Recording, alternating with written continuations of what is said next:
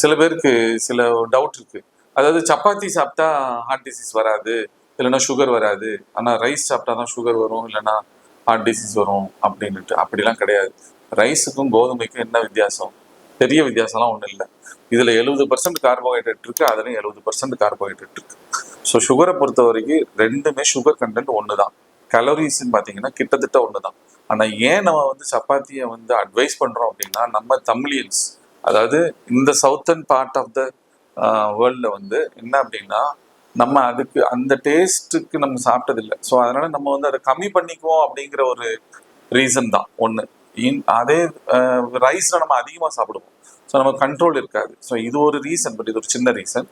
But இன்னொன்று முக்கியமான ஒரு சயின்டிஃபிக் ரீசன் இருக்கு. என்ன அப்படின்னா, கிளைசிமிக் இண்டெக்ஸ்ன்னு சொல்லி ஒன்று இருக்கு.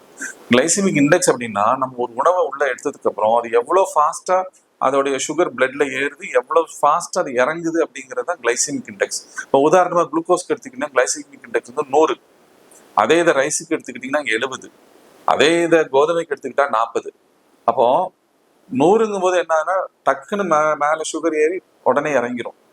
அப்புறம் 40ங்கும் போது என்ன ஆகுனா ஸ்லோவாக தான் சுகர் ஏறும், அப்புறம் ரொம்ப நேரம் நிற்குன்னு அப்புறம் இறங்கும். ஸோ இந்த வித்தியாசம் தான். ஸோ அப்போ சுகர் பேஷண்ட்ஸுக்கு வந்து என்ன அப்படின்னா, சப்பாத்தி சாப்பிடும்போது கார்போஹைட்ரேட் கண்டென்ட் குறையிறது இல்லை. அப்போ அதுக்காக நிறைய சப்பாத்தி சாப்பிடலாம் அப்படின்ற அர்த்தம் கிடையாது. பட் என்ன அப்படின்னா, அவங்களுக்கு வந்து அந்த பசி ரொம்ப நேரம் நிற்கும். அது ஏன்னா கிளைசிமிக் இண்டெக்ஸ் வந்து லோவாக இருக்கிறதுனால அதை வந்து அட்வைஸ் பண்ணுறோம்.